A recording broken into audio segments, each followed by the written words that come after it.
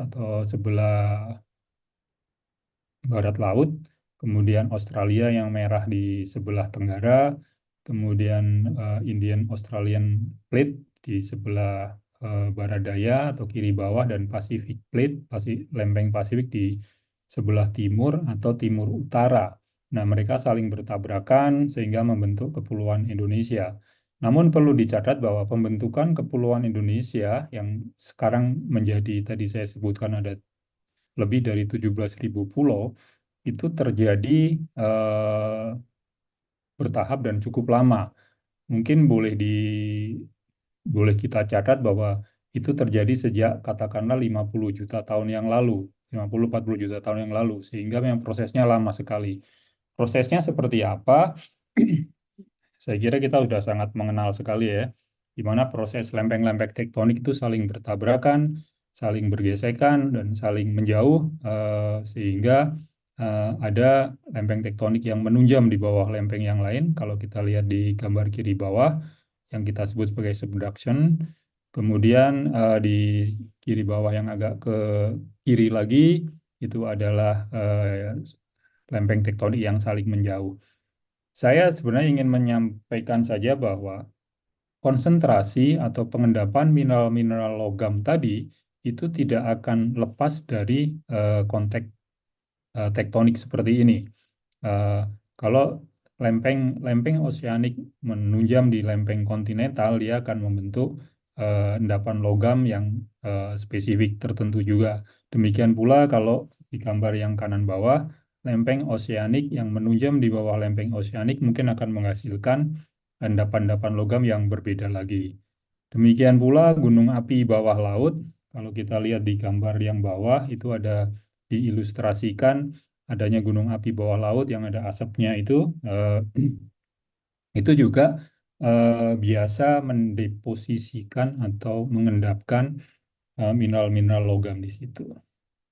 Nah, secara skematik ini kira-kira yang bisa digambarkan. Saya ambil dari salah satunya papernya Richard Goldfarb tahun 2009.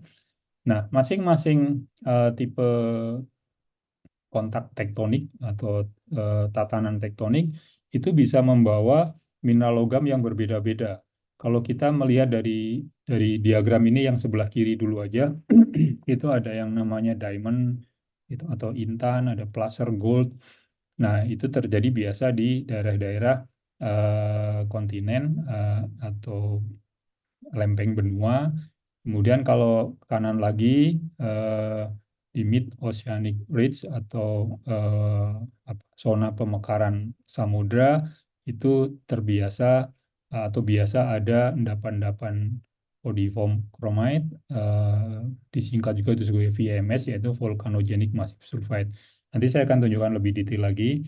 Makin ke kanan itu makin bervariasi. Misalnya di setting tektonik oceanic arc atau busur busur oceanik, itu ada tipe porfiri, tipe orogenik, di mana ada AU, ada CU, MO, AU, AU, dan seterusnya. Makin ke kanan lagi, di mana tatanan tektoniknya berbeda lagi, ada back arc spreading. Kalau kita lihat Oke, keterangan di bisa atasnya, sendiri ada sebentar. Continental A, ada Back Arc Reef, dan seterusnya. Masing-masing biasa membawa logam-logam yang spesifik seperti itu.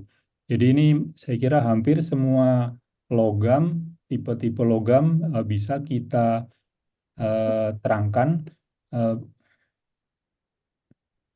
kebiasaan keterdapatannya dihubungkan dengan tektoniknya.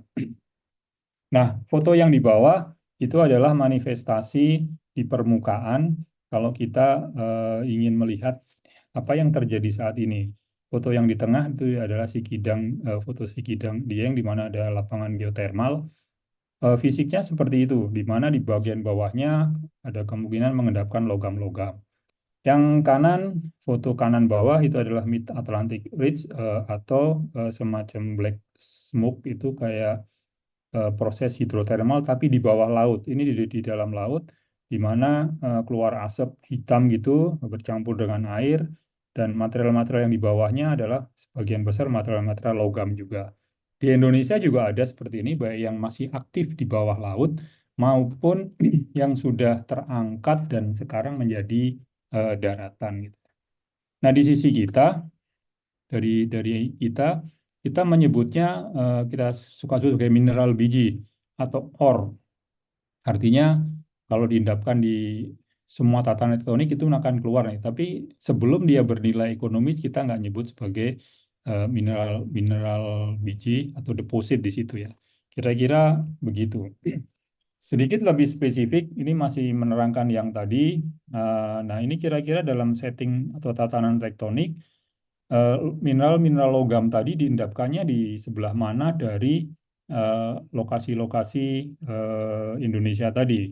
Gambar yang kiri menunjukkan zona subduksi, zona penunjaman, di mana biasanya emas, nikel itu ada di front front depan, di depan-depan zona penunjaman. Karena kalau nikel biasanya dia terjadi di eh, apa namanya lempeng-lempeng oseanik, lempeng-lempeng lautan atau lempeng samudra.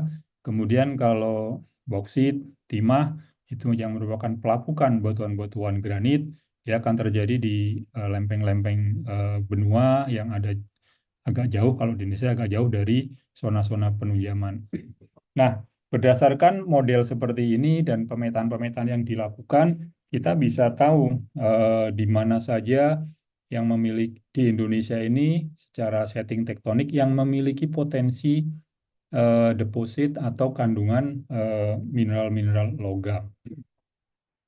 Selintas saja mungkin saya akan eh, melewati ini adalah model deposit yang biasa kita pakai dalam eksplorasi, di mana menunjukkan emas, misalnya kita dari bawah dulu aja, itu adalah tipe porfiri yang warna merah dan kuning di bawah gunung, bentukan gunung tersebut.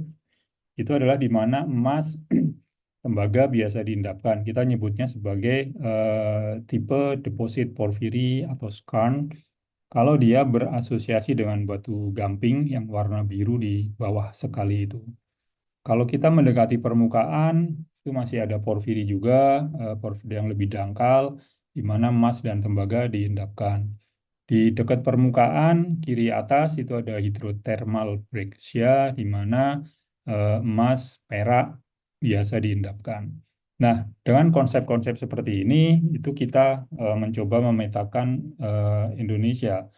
Nah, tadi yang terkait dengan gunung api bawah laut, yang memang kalau kita petakan secara geologi itu banyak sekali, bukan banyak, ada beberapa di sekitar Laut Banda, di busur busur vulkanik Banda, itu, maaf, kira-kira modelnya seperti ini, gambar yang kanan atas, di mana tadi yang ada foto saya tunjukkan black smoker, itu di bawahnya dia mengendapkan mineral-mineral logam tertentu pula yang biasanya ada kalkopirit atau tembaga, ada Zn, spalerit, kemudian ada Pb, galena, bahkan ada emasnya di situ ya. Jadi, nah tipe deposit yang lain yang juga umum di Indonesia adalah tipe deposit yang dihasilkan oleh pelapukan batuan-batuan eh, intrusi.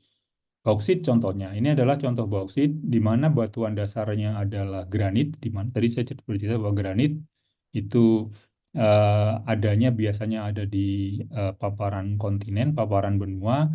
Pada saat dia lapuk, itu akan memperkaya kandungan bauksitnya atau Al2O3-nya.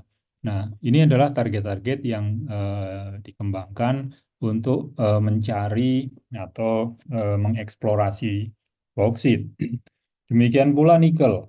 Nikel juga merupakan di Indonesia ya, merupakan hasil lapukan dari batuan-batuan ultra basa, ultramafic, yang kita juga sering menyebutnya sebagai ophiolite.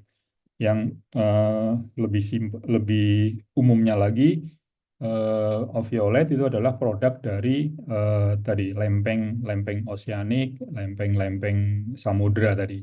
Jadi beda ya, kalau yang atas itu adalah lebih cenderung ke lempeng-lempeng kontinen, lempeng benua. Kalau yang bawah yang nikel ke lempeng-lempeng samudra. Nah, kita memetakan memang di mana sih Indonesia yang bagian dari lempeng benua, di mana bagian yang merupakan asalnya dari lempeng-lempeng samudra. Nah, dari situ kita bisa petakan ini yang dilakukan oleh Theo van Leeuwen tahun 2018. Beliau ini mengkompilasi seluruh data, kemudian membuat sonasi-sonasi eh, yang sonasi Indonesia yang memiliki potensi mineral logam. Garis-garis atau lingkaran-lingkaran warna-warni itu menunjukkan zona-zona metalogeni. Contohnya saja misalnya yang warna kuning itu adalah berasosiasi dengan AU, AGCU. Ada singkatan-singkatan lah istilah-istilah kita di eksplorasi. ISE itu adalah intermediate sulfidation epithermal, kemudian LSC itu low sulfidation epithermal dan seterusnya. Tapi mungkin silahkan lihat ini aja simbol-simbol unsurnya saja. Yang merah itu lebih berasosiasi dengan Cu dan Au atau tembaga dan emas. Kemudian yang abu-abu itu dengan Sn atau timah. Yang garis-garis itu dengan PbZn dan seterusnya. Nikel sebagian besar, saya kira mungkin hampir seluruhnya ada di Indonesia Timur, yaitu di bagian lengan timur dan lengan tenggara dari Sulawesi yang warna hijau muda. Juga di bagian timur Halmahera eh, yang warna hijau ada angkanya berapa itu? Romawi 13 gitu. Nah, menariknya nikel itu memang asosiasinya dengan Fe, yaitu besi. Eh, Nanti mungkin terkaitnya dengan cerita atau kisah eh, peradaban besi yang mungkin akan saya tayangkan juga nanti. Nah, waktu saya masih cukup, Mbak Bu Moderator. 10 menit lagi, Bapak. 10 menit lagi. Oke, yang ini mungkin nanti banyak maaf saya sambil minum bentar. Ini mungkin sambil saya cepat saja. Ini adalah ringkasan kira-kira eh, bahan-bahan tambang, bahan-bahan logam kita yang eh, bisa kita temui di Indonesia. Misalnya yang kiri itu adalah emas dan perak yang saya kira tadi di peta-peta udah terlihat eh, di mana Indonesia saat ini menjadi produsen terbesar nomor 7. Jadi memang di dunia maksudnya ya. Kemudian yang kanan adalah tembaga yang berasosiasi dengan emas juga. Saat ini kita ada di ranking 5 sampai 7. Eh, Tadi ada tipe-tipenya tadi ya, ada porfiri, ada epithermal dan seterusnya. Kemudian nikel saat ini kita produsen nomor 2 di dunia, terutama dari nikel yang hasil pelapukan tadi eh, dari dari lempeng-lempeng samudra yang ada di Indonesia. Intan kita nggak terlalu banyak karena hanya sebagian besar yang sudah kita temukan adalah intan-intan aluvial yang ada di Kalimantan Selatan dan Kalimantan Barat. Kemudian timah bagian besar ada di Pulau Bangka, Kepulauan Karimun, dan mungkin di Kalimantan Barat bagian selatan. Kemudian batu bara saya kira cukup banyak, baik di Kalimantan dan Sumatera. Nah, kalau diringkaskan dalam bentuk peta, ini kira-kira lokasi-lokasi yang agak mirip dengan tadi yang dibikin oleh Pak Theo van Leeuwen. Ini penyebarannya mungkin yang paling mencolok warna hitam itu adalah penyebaran cekungan-cekungan atau area-area yang potensi untuk batu bara warna warna hitam. Kemudian yang warna kotak kuning itu adalah emas dan perak. Bintang itu adalah untuk tembaga dan emas. Segitiga segitiga biru itu untuk nikel. Intan tadi saya sudah sebut ada di Kalimantan Selatan dan juga Kalimantan Barat dan seterusnya. Saya kira seperti itu kira-kira potensi saat ini Indonesia. Nah, agak lebih spesifiknya kami khususnya bersama dengan IAGI ini barusan kami update oleh Gemintang oleh tim tim saya. Ini kira-kira hasil review kami seluruh Indonesia masih fresh, masih kita bikin baru kita selesaikan 2 minggu lalu. Kalau berdasarkan busur magmatik, jadi di Indonesia akan disusun oleh busur-busur magmatik yang ada. Ini kira-kira logam emas, perak, dan tembaga yang ada di Indonesia berdasarkan busur magmatik. Kalau dari barat misalnya ada Sunda, Sunda, busur Sunda bagian barat itu saat ini membukukan atau mencatatkan kandungan sejumlah 667 ton emas. Jadi busur Sunda bagian barat itu yang warna oranye. Kemudian kalau mulai dari Jawa sampai ke ujung timur Pulau Sumbawa itu kita sebut sebagai busur Sunda Timur, itu membukukan emas ada 3.432 ton. Demikian pula di bawahnya ada jumlah perak, kemudian jumlah jumlah tembaganya. Dan seterusnya di seluruh Indonesia ini coba kita petakan dari berbagai sumber, laporan, dan paper-paper seperti inilah penyebarannya. Ini akan menarik mungkin nanti kalau di overlaykan dengan lokasi-lokasi kerajaan yang tadi Pak Budi Santoso memulainya dengan mengupload lokasi-lokasi kerajaan tadi. Eh, Cukup kaya saya kira Indonesia untuk ini. Nah, total endowment, total kekayaan AU, AGCU, emas, perak, dan tembaga Indonesia berdasarkan hasil review kami itu ada 9.364 ton emas, eh, kemudian peraknya 39.000 ton emas, dan tembaganya besar yaitu 84 juta ton tembaga tersebar di berbagai busur eh, magmatik, busur gunung api yang ada di Indonesia. Ini busur gunung api termasuk gunung api yang tuanya. Saya kira itu. Nah, mungkin saya akan secara cepat saja memberikan, kalau mungkin nanti Prof. Timbul akan bicara tentang Nusantara dan ada yang Kalimantan kalau nggak salah ya. Ini eh, saya singgung sedikit saja di eh, Sulawesi Timur, di mana batuan-batuan ultramafic cukup banyak.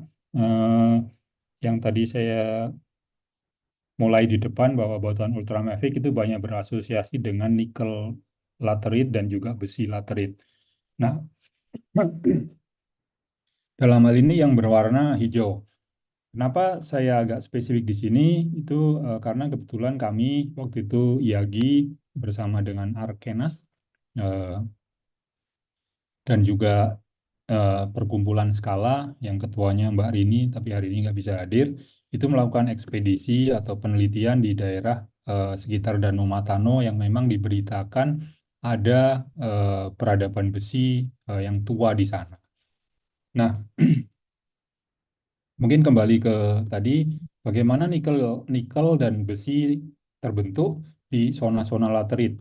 Ini adalah skema yang dibikin oleh Pak Swami Dharma, di mana batuan dasar hijau ini adalah batuan-batuan ultramafic. Kalau kita lihat kan kadar nikelnya rendah-rendah saja, tapi begitu lapuk yang berwarna coklat ke atas itu nikelnya makin makin tinggi. Contohnya misalnya di daerah-daerah transisi maupun di yellow atau di saprolit itu nikelnya bisa meningkat menjadi 1,8% menjadi 3% dan seterusnya. Demikian pula besinya, besi akan makin meningkat setelah lapuk dari batuan-batuan ultramafic. Contohnya di sini kadar Fe-nya di permukaan dekat-dekat red limonite itu bisa menjadi lebih dari 50% besi. Nah, saat ini memang ini banyak diusahakan oleh para penambang, penambang-penambang yang memang memang resmi diberikan hak untuk menambang gitu ya. Yang mau saya ceritakan adalah ini saya lewati saja. Nah, ini tadi yang saya ceritakan ekspedisi, kita nyebutnya ekspedisi Matano yang dilakukan oleh Arkenas, Yagi, dan Skala tahun 2018-2019. di mana sudah menghasilkan laporan, tapi masih laporan dari Arkena, sehingga saya nggak bisa, saya kira saya hanya kutip saja di sini salah satu halamannya. Yang ingin saya highlight atau tekankan bahwa banyak catatan-catatan yang memberikan laporan bahwa besi dari daerah Matano itu sudah banyak dipakai keluar daerah Matano. Salah satunya misalnya oleh Kerajaan Majapahit waktu itu, yang tertulis di dalam kitab Negara Kertagama. Mungkin mohon konfirmasi Pak Prof. Timbul ya. Eh, Dan bahkan ada catatan juga proses atau teknologi peleburan besi yang ada di sekitar Danau Matano itu sudah dimulai sejak katakanlah 300 tahun sebelum sebelum Masehi gitu ya. Dan juga ada catatan yang lain dari berbagai publikasi bahwa besi dan nikel di daerah ini juga diekspor keluar dari daerah ini. Waktu itu yang dikenal daerah ini adalah sebagai Kerajaan Luwu, mungkin sekarang jadi Luwu Timur. Dulunya masih di bawah Kesultanan Luwu yang ada di eh, mana Palopo saya kira. Eh, Banyak sebenarnya foto-foto, gambar-gambar hasil laporan yang dibuat oleh tim ini, tapi mungkin saya tidak perlu menampilkannya. Saya kira bisa barangkali nanti ITS atau panitia bisa mengundang juga dari arkeologi, teman-teman arkeologi untuk membahas lebih detail lagi. Nah, menariknya juga karena ini saya sempat waktu ke sana mendapatkan buku tentang folklore area Danau Matano yang ada catatannya bahwa nenek moyang daerah Danau Matano atau disebut sebagai inilah Kampung Pontada'a itu adalah banyak berprofesi sebagai eh, penempa besi atau pandai besi gitu ya. Jadi catatan-catatan cerita rakyat, dongeng rakyat pun sudah menunjukkan bahwa eh, di daerah-daerah Matano ini sudah banyak sekali sudah ada beritanya tentang kegiatan pengolahan besi. Nah, kalau kita kaitkan dengan tadi secara geologi, di mana banyak lateritik nikel dan lateritik besi, saya kira menjadi pas sekali gitu ya. Jadi kita perlu mengkaji lagi kira-kira umur atau kapan kejadian ini ada gitu ya.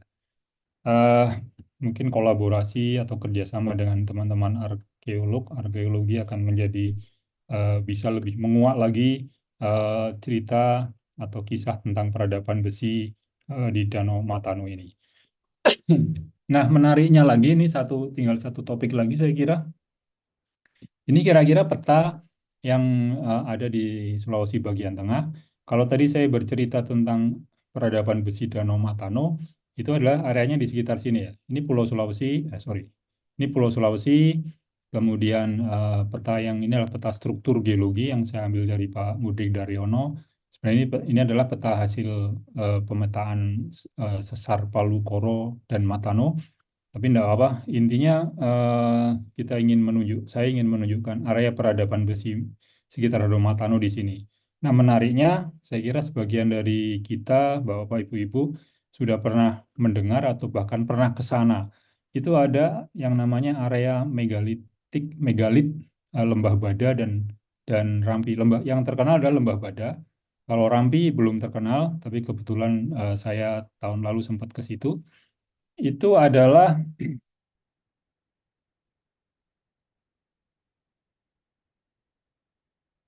ini eh, seperti ini. Yang atas, foto atas adalah megalit Palindo di Lembah Bada, di mana ada patung batu yang besar. Foto sapi adalah hanya skala saja, jadi kita bisa membayangkan setinggi apa patung ini. Yang bawah itu megalit di Rampi di Sulawesi Selatan. Eh, Cukup jauh sebenarnya jaraknya, mungkin lebih dari sekitar 100 kilo antara Bada dan Rampi.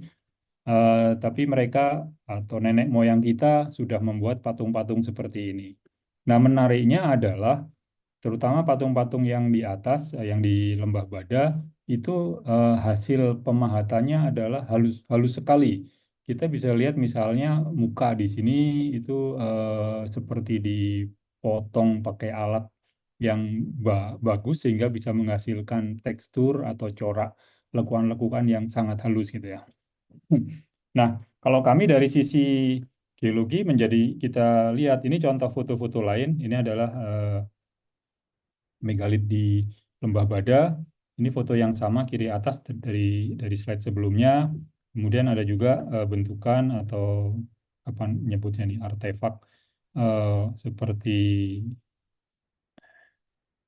buletan. Ini sebenarnya cekung nih kayak cangkir tapi ukurannya besar sekali karena lebih besar dari ukuran manusia. Kemudian foto yang kanan itu adalah patung juga yang tergeletak di lembah. Kemudian ini yang di Rampi mirip juga tapi tidak sehalus yang ada di Lembah Bada.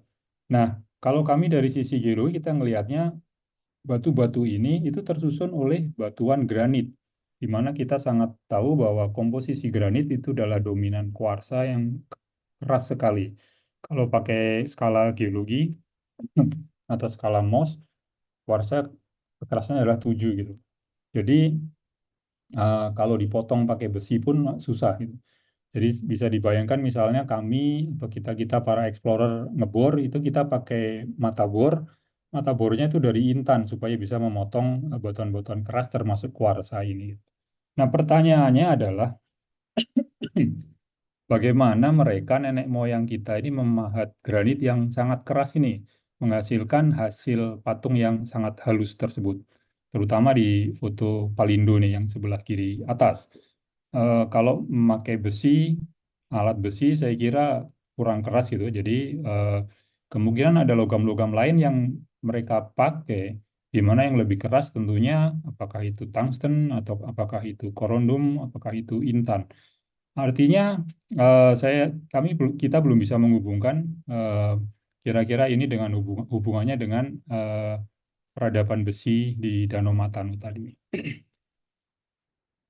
Baik, saya kira itu ini sebagai penutup saja eh, bahwa ya selama ribuan tahun Indonesia yang saya kira semakin ketahuan semakin kaya akan bahan-bahan mineral, bahan-bahan tambang selain bahan-bahan pertanian atau perkebunan itu sudah banyak didatangi oleh para pendatang, para pedagang dan para penjajah yang juga selain mengambil kekayaan kita atau mengelola kekayaan Indonesia ini juga membawa budaya dan kepercayaan. Sehingga itulah yang membentuk Indonesia menjadi seperti saat ini, baik dari sisi budayanya, sisi manusianya, dan seterusnya. Saya kira itu dari saya. Nanti bisa dilanjutkan dengan eh, diskusi. Mohon maaf kalau ada salah-salah kata.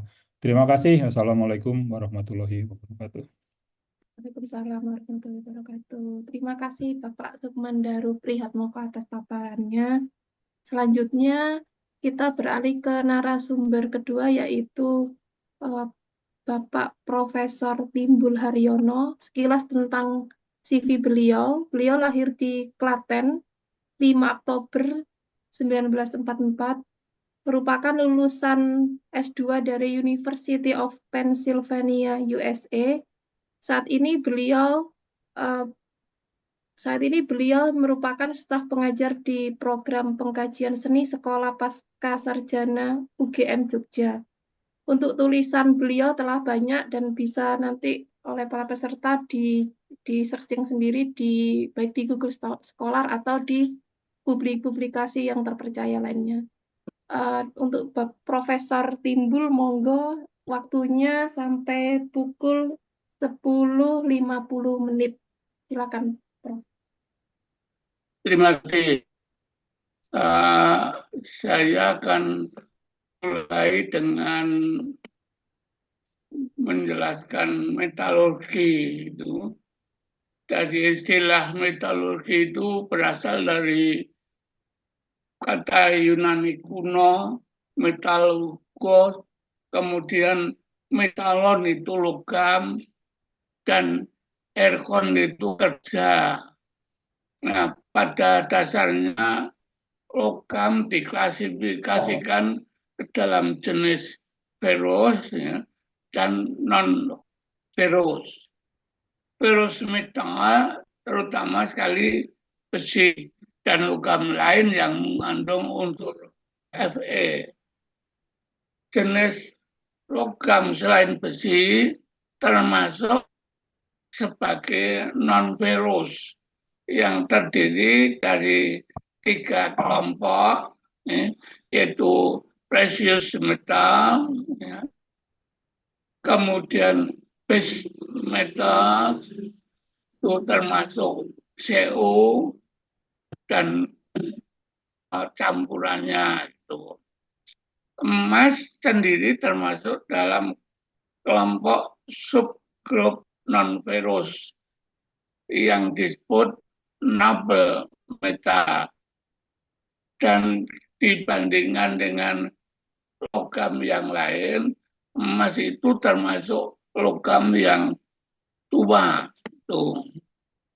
Nah, oleh karena itu penelitian metalurgi ini sebenarnya telah lama dimulai dari Asia Barat, yaitu metalurgi adalah ilmu atau seni dan teknologi yang mengkaji proses pengolahan dan pembuatan artefak logam, dan itu juga perilaku fisika dan kimia dari unsur logamnya sendiri, unsur senyawa antar logam, dan alloy logam paduan gitu. Nah, produksi logam itu meliputi kegiatan mengolah biji untuk diekstraksi kandungan logamnya, ya, baik itu biji oksida maupun sulfida, kemudian pemurnian logam mentah yang diekstrak ke dalam bentuk murni, kemudian pembuatan artefaknya. Nah, pembuatan artefak yang logam ini ada 2 cara, bagian besar, yaitu teknik tempal dan teknik cetak. Sedangkan proses ekstraksi logam sendiri itu merupakan perkembangan dari ilmu piroteknologi, ya, yaitu teknologi api. Karena di dalam metalurgi, ya, pirometalurgi menggunakan api, ada yang menggunakan api, tapi sebaliknya ada yang elektrometalurgi yang menggunakan elektrokimia, dan bahkan hidrometalurgi yang menggunakan larutan kimia logam. Oleh karena itu dikatakan bahwa metalurgi itu awalnya merupakan puncak dari piroteknologi, yaitu teknologi memanfaatkan api. Nah, mengapa ini dimulai dari piroteknologi sebagai puncak piroteknologi? Karena kita menghasilkan api itu sejarahnya itu secara berjenjang, tidak serta-merta terus menghasilkan api yang tinggi. Tetapi pada masa-masa awal prasejarah dunia di Indonesia, itu diawali ketika kita baru menghasilkan api dalam suhu panas, ya, yang cukup untuk membakar tanah liat itu. Maka hasilnya banyak yang produksi yang ini gerabah itu. Nah, setelah itu berbagai jenis logam akhirnya ditemukan dan dimanfaatkan dalam kehidupan manusia. Dengan perkiraan kira-kira ya, emas itu sudah 6.000 sebelum Masehi. Tembaga itu 4.200 sebelum Masehi. Perak 4.000 sebelum Masehi. Timbal ya, IPB itu 3.500. Sedangkan timah SN itu 1.700. Nah, besi sendiri itu baru pada 1.500. Ya. Dan itulah sebabnya kenapa di dalam buku-buku perkembangan teknologi logam itu kita mengawali dari teknologi tembaga, kemudian baru perunggu, dan seterusnya besi. Nah, itu secara urutnya. Ya. Orang pertama kali menemukan perangga tembaga itu waktu itu belum menemukan perunggu. Karena tembaga, terutama di sini tembaga ors itu biji itu kira-kira 1083 derajat Celcius. Nah, pertama kali itu tembaga yang dipakai tembaga natif, ya. Tapi tidak lama itu natif itu, karena tembaga natif itu native copper itu keberadaannya lebih dekat dengan permukaan. Jadi manusia belum mengenal penambangan itu. Baru setelah native ore, terus kita menemukan tembaga yang harus ditambang. Tuh. Kemudian mengapa kita pakai istilah tembaga, perunggu, besi? Itu urutan. Ya.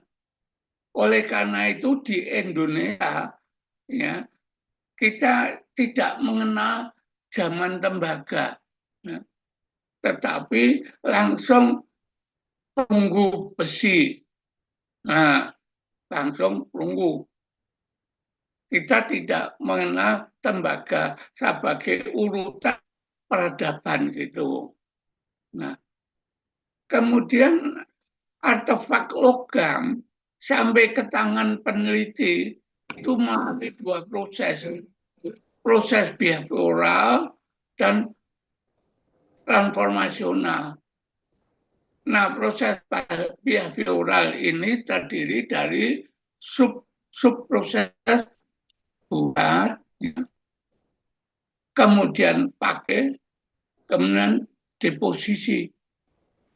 Nah, sementara ini kita di Indonesia yang betul-betul dipelajari baru pada langsung tahap pakai, tetapi tidak lebih baik mempelajari pula tahap buat.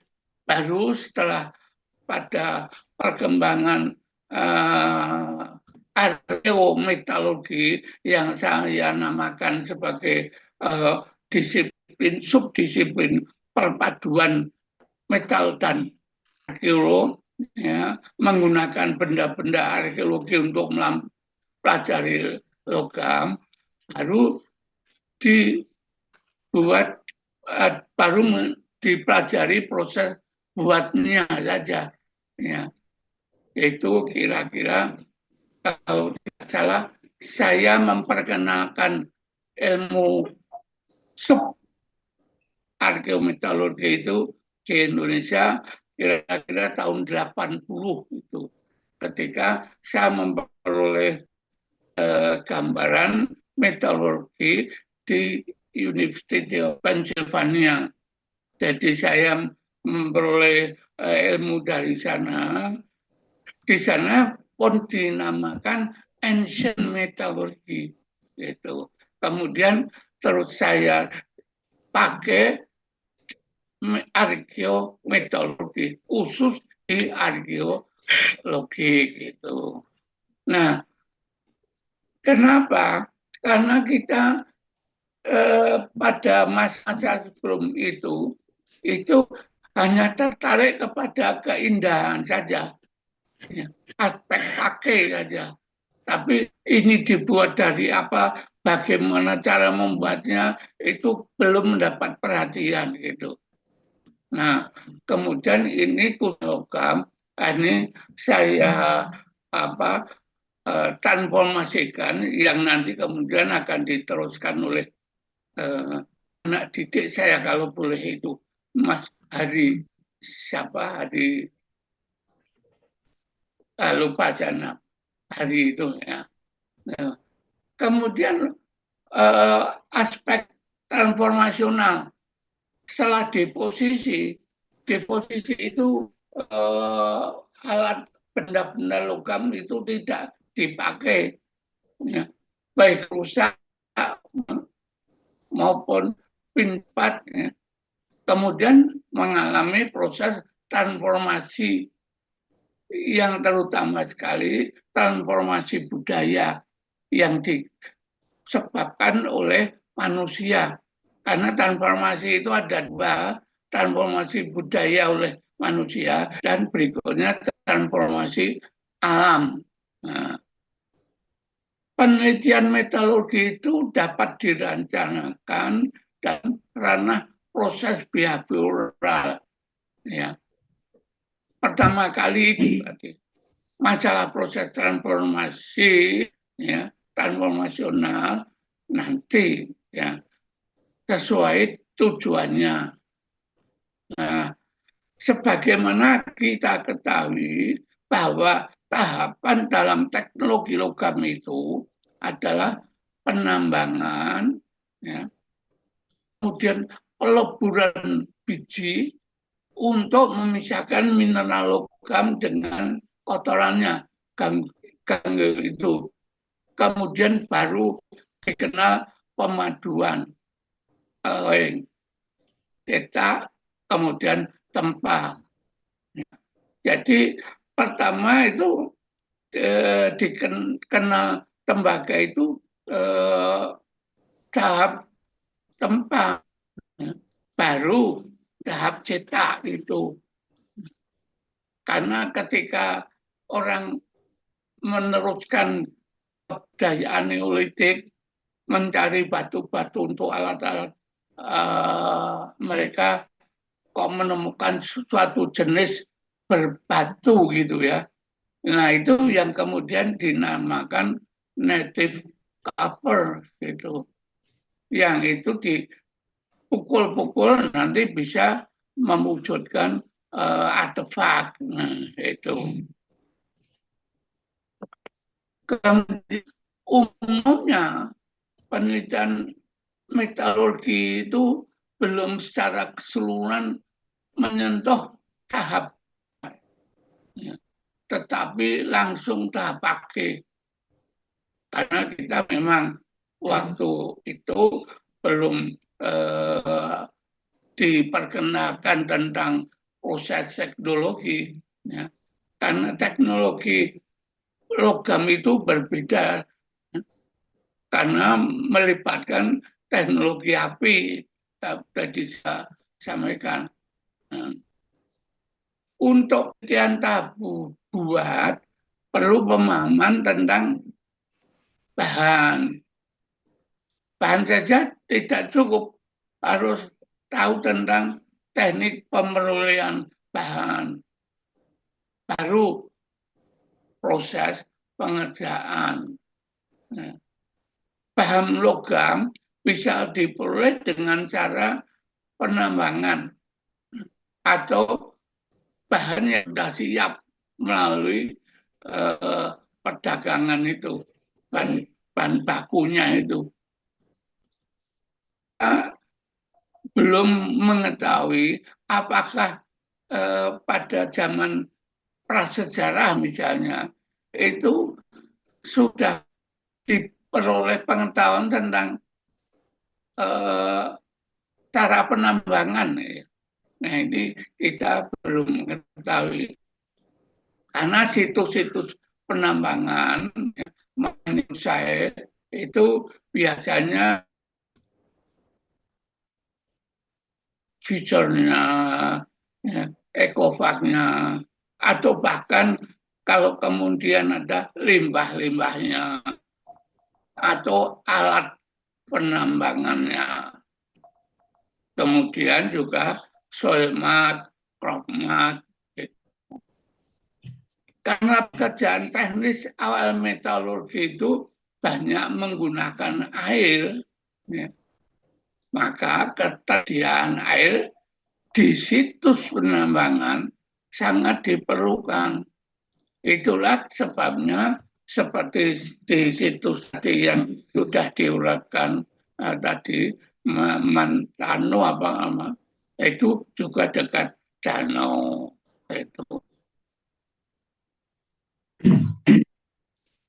Nah, analisis metalurgi itu apa yang diharapkan? Analisis metalurgi akan berusaha menjawab atau menerangkan hal-hal yang bersangkut paut dengan proses buat dan proses pakai. Ya. Analisis metalurgi dapat pula untuk menjelaskan aspek-aspek kehidupan manusia yang lain, sosial, ekonomi, ya, teknologi, ya. Karena proses teknologi logam itu diawali dari tahap pengadaan bahan mentah, kemudian menjadi sampai akhirnya pembuatan artefak. Tuh. Nah,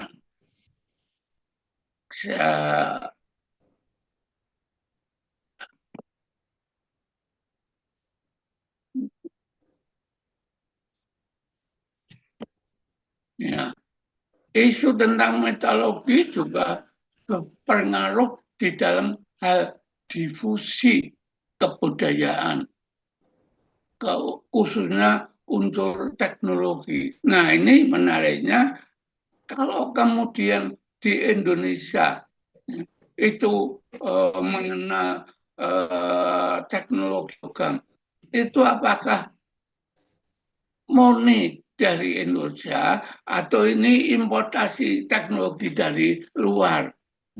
Karena setelah kita lihat penemuan logam yang di Asia Barat terutama, ya, yang pada 7.000 sebelum Masehi itu sudah, nah, baru nanti Asia Timur itu Cina itu, ya, nah, logam tembaga, ya, baru kemudian di Asia Tenggara, nah, Asia Tenggara khususnya di Thailand, ya, bagaimana diteliti oleh teman-teman kita itu.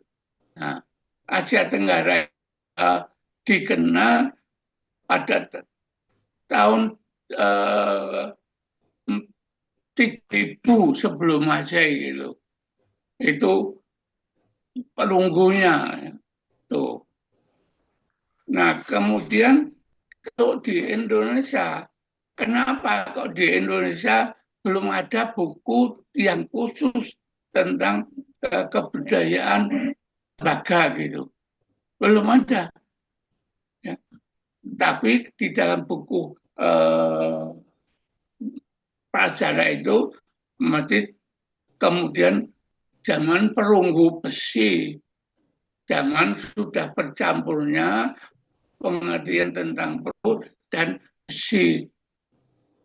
Unsurnya pertama-tama berarti tembaga dulu, ya, karena ini tidak mengenal alloy. Kemudian perunggu itu baru ditemukan sekitar 2.500 ya, itu perunggu di Asia ya. Kemudian baru besi. Nah, kalau di Indonesia pengertiannya zaman perunggu besi itu berarti zamannya sudah tidak lagi mengenal tembaga, mengenal perunggu, ya. Perunggu sebagai penanda zaman ya. Kemudian kelompok yang berpendapat bahwa ada dua kelompok ya, itu kelompok yang berpendapat bahwa munculnya pusat pengetahuan metalurgi ya, itu di Asia Barat, kemudian berkembang menyebar ke beberapa tempat. Selanjutnya ada pihak yang berpendapat bahwa di dunia ini ada beberapa pusat yang memungkinkan munculnya metalurgi sebagai akibat local development. Jadi ada yang disebut teori monogenetik, ya. Ketika orang baru mengenal logam tunggal saja, kemudian baru mengenal teori poligenetik, berpendapat bahwa pusat yang memungkinkan munculnya metalurgi itu akibat perkembangan itu poligenetik. Nah, di Asia Tenggara itu poligenetik, lebih-lebih di Indonesia.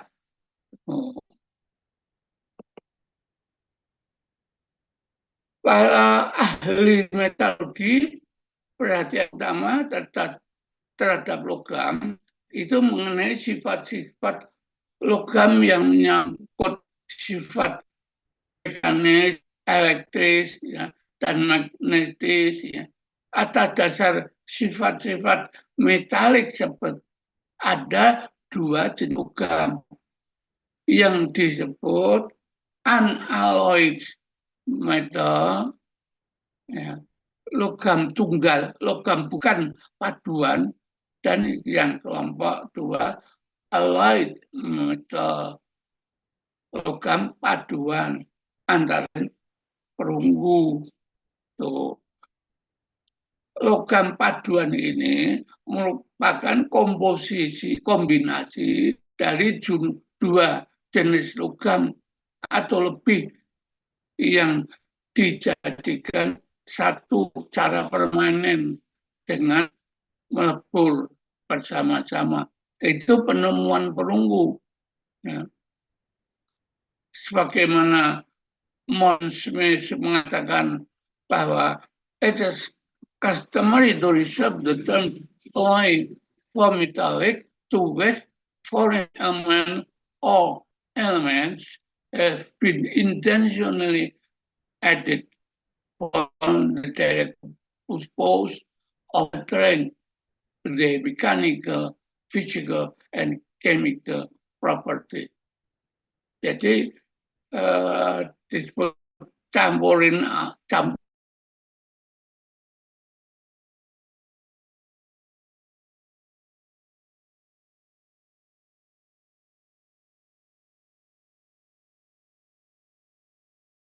diteliti, ya, ada logam yang banyak unsurnya, tetapi unsur-unsur itu sebenarnya bukan sengaja ditambahkan, biasanya hanya dalam persentase yang sedikit saja, karena kandungan unsur logam sejak awal itu.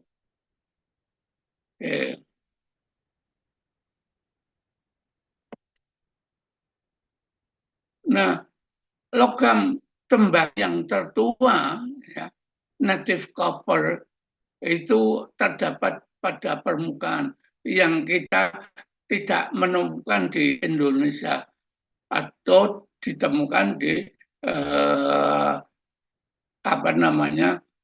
di Asia Barat itu.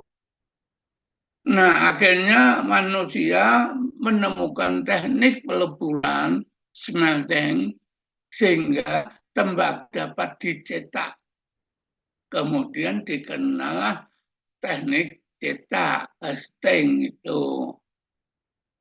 Dengan demikian, proses teknologi untuk tembaga alam adalah hammering, ya, tempa, kemudian annealing, dipanaskan supaya lebih lunak lagi, melting, baru casing. Tahap berikutnya baru ditemukan biji tembaga. Ya. Biji tembaga itu dengan melalui teknik penambangan, yaitu terutama biji jenis oksida, ya, oxide ore, yaitu antara lain cuprite, ya, malachite, azurite, dan chrysocolla itu. Keletakan jenis biji tembaga tersebut tidak terlalu dalam dan dalam lapisan oksidasi itu, zona oksidasi, barangkali yang menyebabkan mudah ditambang oleh para bank masa lampau. Mohon maaf, Prof, 5 menit lagi waktunya. Oh iya,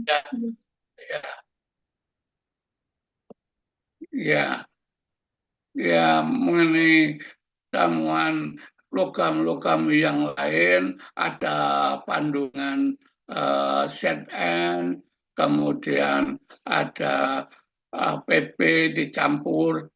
Kenapa campuran-campuran sengat ini?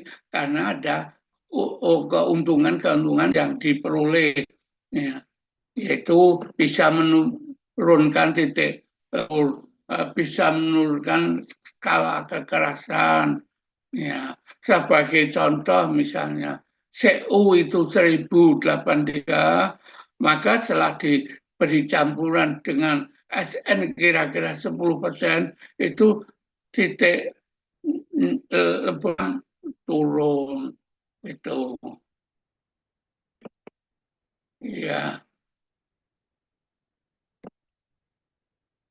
Kemudian teknik pengerjaan itu ada teknik cetak. Ya. Yang pertama sekali ditemukan single mold. Kemudian baru pivot mold. Kemudian di Cina itu malah dikenal multi mold. Itu terjadi di Cina. Ya. Jadi moldnya itu lebih dari 3. Kalau di Indonesia di Tenggara ada level. Ya. Kemudian ditemukan ada pesawat, ditemukan teknik cetak lost flag. Ya. Teknik tempanya sendiri itu ada code walking dan off walking. Ya. Nah, kita sudah mengenal going on, teknik sambung itu, soldering, casing on, welding. Ada solder yang digolongkan solder keras, itu campuran 55% Cu dan 44 Zn.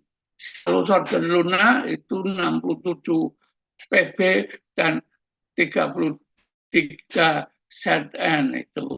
Nah itu kalau logam emas itu logam yang memang itu tertua ditemukan oleh manusia itu, yaitu di Gua Spanyol itu pada masa Paleolitik itu 40.000 sebelum Masehi.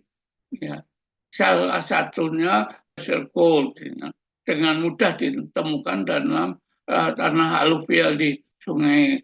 Jenis logam ini juga akhirnya sampai masa klasik menjadi penting sekali.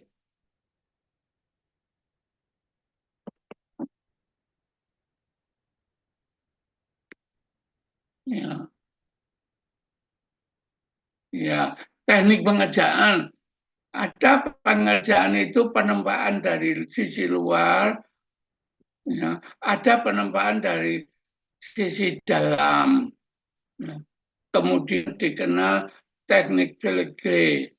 Nah, ada teknik dekorasi itu ya, dilakukan dengan beberapa teknik repousse, dashing, engraving, overlaying. Teknik repousse itu adalah pembuatan dekorasi dengan penambahan dari sisi belakang sehingga menimbulkan hiasan yang berbentuk relief. Nah, ini contoh-contoh beberapa artefak logam. Seperti ini logam emas, ya, yang diketahui ini ditemukan di Prambanan sendiri tahun 92. Ini berasal dari abad 9 karena ada dekorasi yang bentuk Ramayana, cerita Ramayana. Ini mangkok emas ini. Nah, kemudian kita mengenal ada yang lain lagi, ada lingga dan yoni. Kemudian juga ada seperti ini. Ini siwur dari emas, tapi nah kita mengenal itu karena dari dalam apa namanya temuan-temuan yang begitu banyak sekali itu ada hurufnya, aksaranya. Tatur berat sekian massa gitu. Tatur itu artinya emas, berat itu berat. Jadi diterangkan bahwa benda ini beratnya sekian massa dan sebagainya. Ini malah ada tas jangklong itu ya abad 9 juga karena ada reliefnya sangka itu. Kemudian juga mungkin ada cincin ya, yang ini beratnya sampai 4 gram itu. Ya, saya kira itu saja yang bisa saya sampaikan. Mohon maaf sekali. Terima kasih, Pak. Saya kembalikan. Matur nuwun, Profesor Timbun. Berikutnya kita lanjut ke narasumber ketiga. Bagi peserta yang ada pertanyaan silakan diketik di kolom chat. Kita akan ada sesi tanya jawab di sesi paling akhir. Baik, selanjutnya dari Ibu Hartati. Sekilas tentang kurikulum vitae beliau, yaitu beliau lahir di Klaten pada 4 Februari 1971, memperoleh gelar sarjana dari jurusan Arkeologi UGM, dan pasca sarjana pengelolaan sumber daya alam dan lingkungan diperoleh dari Universitas Lambung Mangkurat. Sejak tahun 1999, beliau bekerja di Balai Arkeologi Banjarmasin dengan kajian etnoarkeologi, lingkungan, dan arkeologi publik, yang saat ini balai tersebut beralih nama menjadi BRIN atau Badan Riset Inovasi Nasional. Beliau bekerja di bagian organisasi riset arkeologi, bahasa, dan sastra dengan pusat riset arkeologi lingkungan, maritim, dan budaya berkelanjutan. Penelitian beliau khususnya pada daerah Kalimantan seputar tentang arkeometalurgi seperti teknik pembuatan alat logam kuno, sistem teknologi alat besi, dan juga analisis existing situs peleburan biji besi. Untuk waktu dipersilakan untuk Ibu Hartati sampai pukul 11.25. Monggo Ibu, silakan.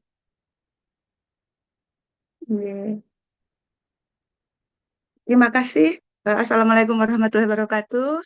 Selamat siang, Om Swastiastu.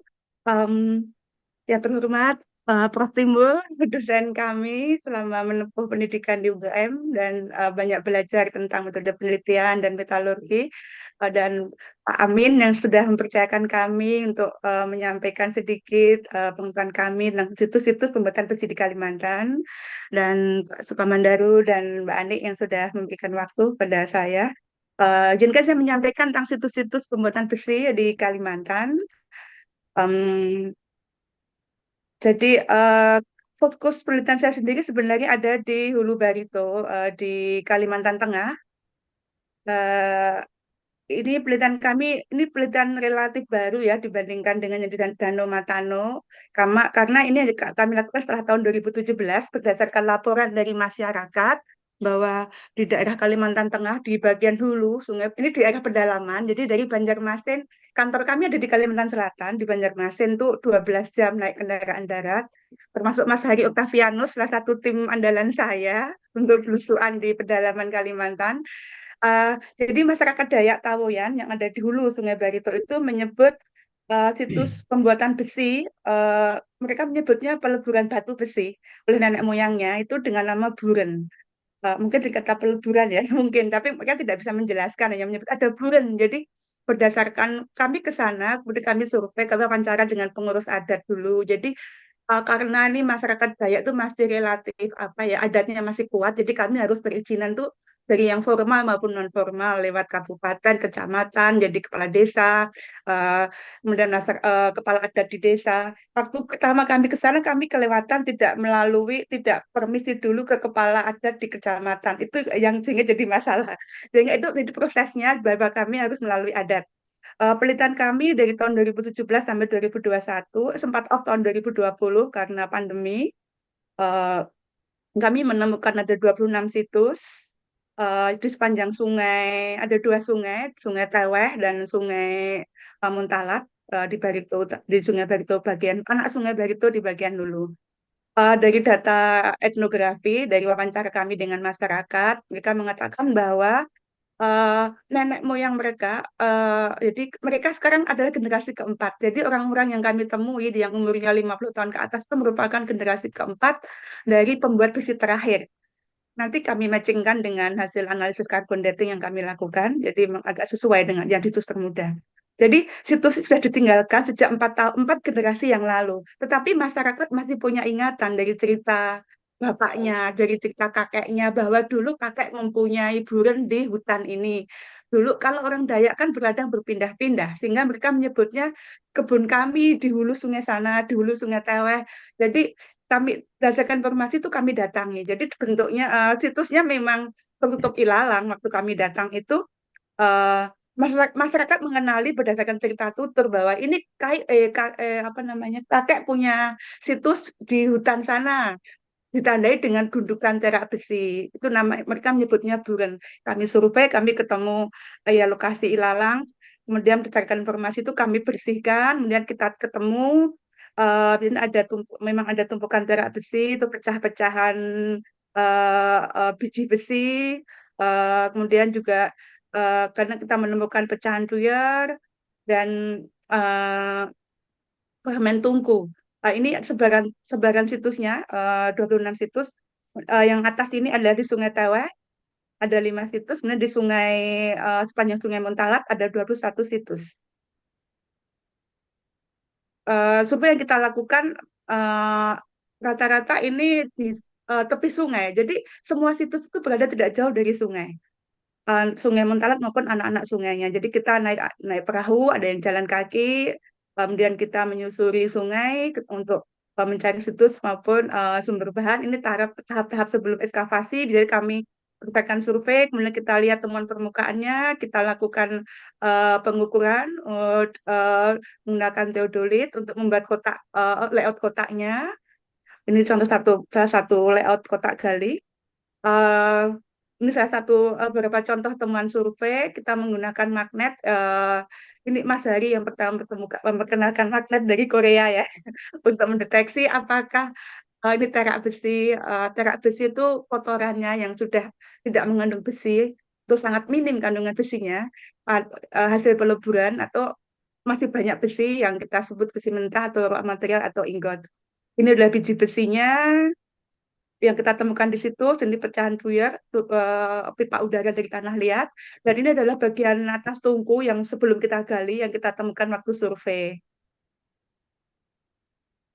Jadi dari 26 situs itu kita lakukan ekskavasi di 5 situs berdasarkan temuan permukaan. ada situs Buren Benangin, Temelalo, Jagarames, Mangu, dan Mejaing. Dan masing-masing memang menemukan rata-rata 2 tungku, ada yang 3 tungku. Dan tidak menemukan tungku mungkin sudah hancur. Ini salah satu contoh di Buren Mangu. Temuan tungku di Buren Mangu. Di tungku ini kalau dalam istilah peleburan blueberry smelting itu tungku untuk peleburan langsung. Ini tingginya sekitar 1 meter. Bagian dalamnya itu dasarnya berbentuk persegi. Jadi dia ukuran panjang lebar bagian dasar ini sekitar 50 kali 50. Ini bagian salah satu sisinya itu hancur karena eh, dalam proses pengambilan besi yang sudah dilebur atau ingotnya itu dengan meruntuhkan salah satu dinding tungku. Ini temuan yang kita temukan waktu ekskavasi. Ada ini pecah-pecahan tungku. Kemudian ini ada fragmen biji besinya. Jadi kita banyak menemukan biji besi yang belum sempat dibakar atau sisa, mungkin nanggung waktu itu nggak sempat dibakar, yang sudah dihancurkan di sekitar tungku ini. Dan ini ada layar. Jadi kedalamannya tidak terlalu dalam situs peleburan ini. Kalau dari DP tertinggi sekitar 1 meter, tapi dari layar yang faktualnya yang di sekitar 40 sampai 50 cm lah ini ya. Udah sampai ke tanah asli yang warna kuning lempung, tanah lempung liat. Salah satu contoh Buren Benangin, ini ada 2 tungku, dan di tengah-tengah antara tungku ini tumpukan biji besi yang sudah dipotong, sudah dipecah-pecah gitu.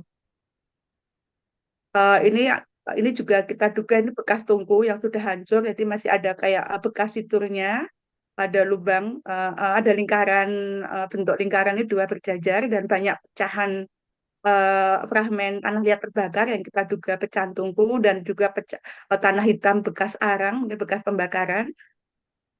Jadi di dalam tungku ini kita menemukan selain terak besi juga arang yang kita ambil sampelnya untuk analisis pertanggalan. Dan salah satu pipa udara atau tuyar yang kita temukan di lokasi Buren ini. Jadi ada kemarin kita di sini menemukan sekitar 6 pipa, 6 tuyar yang masih relatif utuh, yang masih kelihatan diameternya, panjang sekitar 14 cm, diameter sekitar 9 cm. Ini lainnya sudah fragmentaris. Ini kita hanya di situs Buren ini di situs Buren Benangan ini kita menemukan artefak berupa eh, ini pokok ya semacam keris. Dan ini apakah bekas mandau, maaf, parang atau alat besi apa ya panjang. Ini sudah berkarat soalnya, panjang sekitar 14 cm. Kita temukan di kotak gali yang TP2 sebelah sini, yang ke angka 5 ini. Kemudian situs lainnya di Buren Temelalo kita juga menemukan 2 tungku yang masih relatif utuh dengan bagian atas yang sudah hancur ya, bahkan satu sisi yang sudah hancur. Ini juga kita duga ada fitur bekas tungku di sebelah kiri ini. Juga di Buren Jaga itu di bagian hilir Sungai Muntalak kita menemukan 2 tungku, satu yang besar, satu kecil. Di tingginya sama 1,30 cm. Yang kecil ini ini tinggi dari dasar sampai yang paling tinggi ya, karena bagian atasnya itu seperti kerucut terpotong. Jadi 130 itu dari dasar sampai bagian tertinggi. Yang kecil ini karena banyak yang udah terpotong, jadi yang masih utuh ini sekitar 40 cm. Yang kecil yang ada tanda skala merah. Kemudian untuk sumber bahan dari survei, kami juga mengajak teman-teman geologi untuk survei sumber bahan. Selain juga informasi masyarakat bahwa dulu kakeknya pernah menambang batu di bukit ini, kemudian di sungai ini. Jadi kita telusuri informasi itu. Eh, ada di Sungai Muntalat. Sungai Muntalat itu diambil pada waktu air surut. Jadi kalau ini pas kondisi sungai surut, karena pas musim kemarau bulan Juni tahun 2019 ini kami survei dengan Pak Agus Karyanantio, geologis juga ya, geologis senior dari Magelang. Lalu Pak Agus ada di sini. Kemudian ini temuan kami 2021 ini di hulu Sungai Uwil dekat Buren Uwil. Ini lapisan tanah limonit, ini juga banyak bongkah-bongkahan laterit di sini. Kemudian ini bongkahan laterit yang kita temukan di situs Buren Mangu, masih bongkahan ini dan kami pecah. Memang ini jadi laterit yang mungkin kandungan mineral magnetit tematiknya tinggi di sini. Kemudian ini yang paling kanan ini yang kita temukan di antara dua tungku di Buren Benangin tadi, biji besi yang sebagian sudah dipotong kecil, sebagian masih bongkahan-bongkahan warna kemerahan. Jadi kita duga bahwa biji besi diambil dari sekitar situ, tidak jauh dari situs. Mungkin sekitar 50 sampai 300 meter dari situs. Ini kita pernah eksperimen melebur biji besi yang kita temukan di situs, karena di situs kita menemukan banyak pecah-pecahan. Ini kita kumpulkan dari Buren Benangin, dari Buren Temelalu, kita potong kecil-kecil. Sebelum eksperimen kita mempersiapkan bahan dulu. Kita juga mencari bahan di sungai yang diduga berdasarkan laporan masyarakat dan juga catatan Schreiner. Schreiner pada tahun 1837 pernah menyusuri Sungai Bahar itu hingga ke arah hulu. Schreiner seorang geolog dari Jerman ya. Uh, Sehingga diabadikan jadi nama pegunungan Schreiner juga di Kalimantan Tengah. Schreiner pernah mencatat juga bahwa dalam ekspedisinya dia melihat ada 10 tungku peleburan di sepanjang Sungai Muntalak ini, yang membuat besi dari bahan besi yang diambil dari dasar Sungai Muntalak pada waktu sungai surut atau di bukit-bukit kecil di sekitar Sungai Muntalak. Ini kembali ke eksperimen kami, persiapan membuat tungku. Kita menggunakan tungku dengan model Buren Benangin. Dari semua situs yang kita ekskavasi, dari 4 situs yang kita temukan tungku, semua tungku bentuknya hampir sama. Jadi membulat gitu, seperti kerucut terpotong ya, bagian atasnya kepotong gitu. Mungkin memasukkan bahan yang akan dilebur, batu, biji besi, arang, dan flux. Kemudian jadi tungku ini setelah kita buat kita anginankan dulu, nggak langsung kita pakai karena kan retak ya. Terus saya baca buku-buku eksperimen itu ternyata memang dan catatan Schreiner sendiri pernah menyampaikan bahwa tungku ini nggak langsung dipakai, dibiarkan sampai berhari-hari dulu baru dipakai untuk melebur. Waktu itu kita langsung pakai, jadi nggak sampai 12 jam kita pakai untuk membakar, untuk melebur. Kita membuat 4 tungku. Ini kita menggunakan blower, sorry ya Mas Hari Octavianus ini. Dengan lama melebur sekitar 9 jam ya, 7 sampai 9 jam. Dari eksperimen ini memang kita menyimpulkan bahwa memang besi-besi lokal. Awalnya kita menduga bahwa besi ini dari luar. Kita dari eksperimen kami yang kita temukan di sungai sekitar maupun yang ditemukan di situs-situs sekitar situs itu memang bisa besi yang kita lebur dalam suhu 1530 ya suhu ininya. Waktu 9 jam, 7 sampai 9 jam itu memang kita terpisah antara terak besi yang tidak mengandung mineral besi dengan besi yang ingotnya. Jadi kita simpulkan bahwa memang ini besi lokal bisa dipakai, bisa dibuat besi untuk besi Muntalak ini.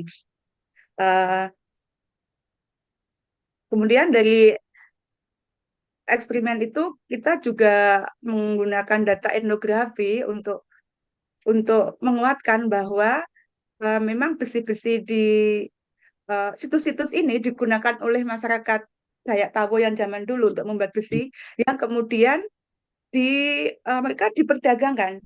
Kita gabungkan dengan catatan Schreiner, juga dengan catatan Hendrik dan catatan Karbok pada abad 19.